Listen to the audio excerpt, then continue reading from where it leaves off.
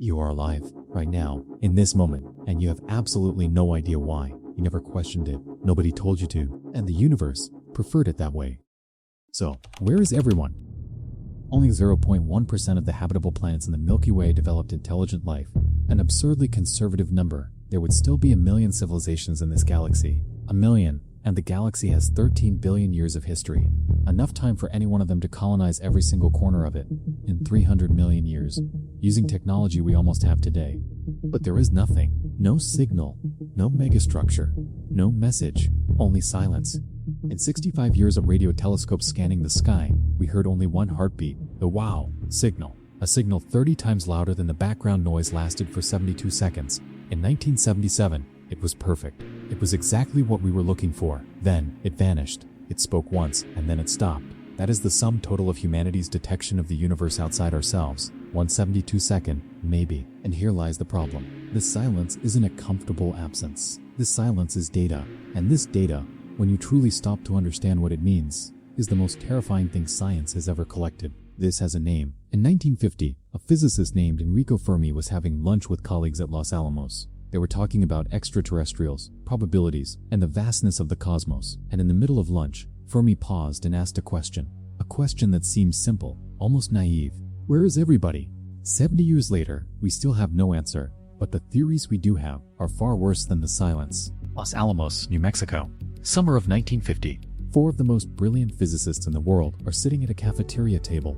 Enrico Fermi, Emil Konopinski, Edward Teller, Herbert York, men who built the atomic bomb, who understood the physics of the universe in a way few humans ever have. And they were talking about a cartoon, a New Yorker cartoon showing aliens stealing trash cans in New York City. The conversation grew more serious, more technical, probabilities, distances, interstellar travel speeds. And then Fermi went quiet for a moment and asked, almost to himself, but after all, where is everybody? His colleagues laughed. They thought it was a joke. It wasn't. Imagine you are outside right now, a clear night, an open sky. You look up and see stars, hundreds of them, visible to the naked eye. Each one is a sun. Many have planets. Some are in the habitable zone, not too hot, not too cold, with water, organic chemistry, and time. And you think, someone has to be out there, but the sky is silent.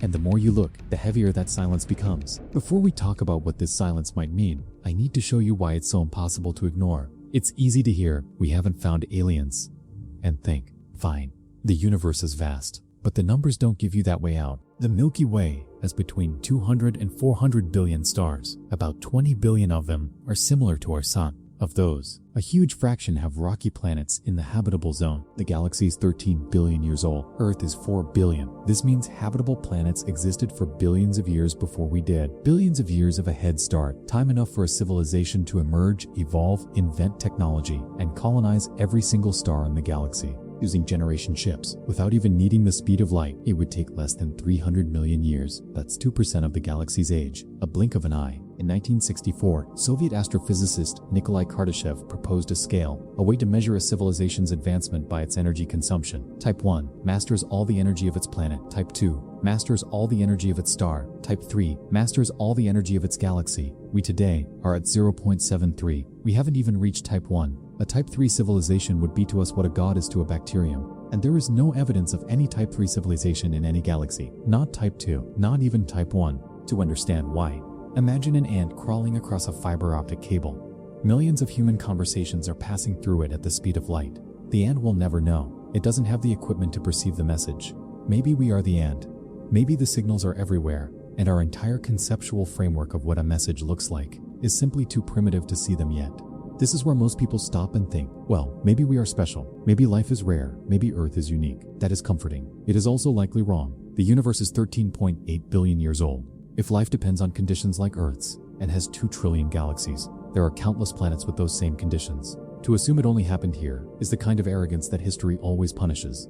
It's worth pausing here for a second, because technically, this isn't a paradox. A paradox is a logical contradiction, a loop with no way out. This is a problem, an unanswered question that science has yet to solve. The name Fermi Paradox stuck because it sounds better, but what it describes is more honest than most people accept. We don't know, and we don't know. With these numbers is terrifying. There are theories. Some are comforting, most are not. And one of them, the one I will show you at the end, is the only one that truly solves the paradox, and it will make you wish there were another explanation, But before we get there, I need to show you the full picture, because the silence is not uniform. There are different ways of not answering, and each of them implies something different about our future. Imagine a civilization that existed 1 billion years ago, in the same arm of the galaxy as us, with a star similar to our sun, with a planet in the habitable zone. They went through unicellular and multicellular evolution. Intelligence emerged. They built technology, discovered physics, and they began to look at the sky. And then what? Where are they? Why do we see no trace of them? Why does the entire galaxy appear pristine?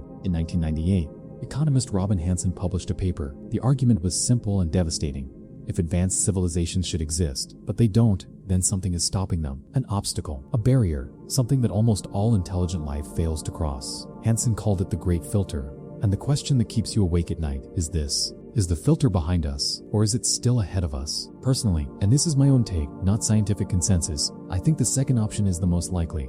Not because I want to scare you, but because the numbers suggest it. If the filter were already behind us, if the obstacle was something we had already overcome, we should see at least some signs of civilizations that made it further, and we see nothing. Hansen mapped out the steps required to reach interstellar colonization: a habitable atmosphere, the origin of life, nucleated cells, multicellular organisms, cognition, language, technology, space travel, and interstellar expansion. Each of these steps could be a filter. It's possible that the transition from simple cells to complex ones, eukaryotes, is so improbable that it happened only once in the entire history of Earth, once in 4 billion years. If this is true, if this is the filter we left behind, then we are safe. But if the filter is ahead of us, then finding complex life on Mars, on Europa, or anywhere else would be the worst news in human history. Think about that for a second. The discovery we all want, life on another planet, could be the confirmation that we are going to be extinct, because it would mean that life arises easily throughout the universe, and yet none of it made it far enough to leave a trace. The filter is not behind us. It is ahead, and we are heading straight toward it. But the Great Filter isn't the most disturbing explanation. There is a hypothesis that makes the Great Filter seem comforting, and I will get to it. But first, let me show you what the silence might actually be, because maybe it isn't absence. Maybe it's a choice. There is a version of the paradox that most people don't know. The indirect version is the one everyone quotes. We don't receive radio signals. The direct version is simpler and harder to ignore. If advanced civilizations exist, why hasn't Earth been colonized? Why is there no megastructure in the solar system? Why is there no physical evidence that anyone was ever here? The universe is 13 billion years old. It would take 300 million to colonize the entire galaxy.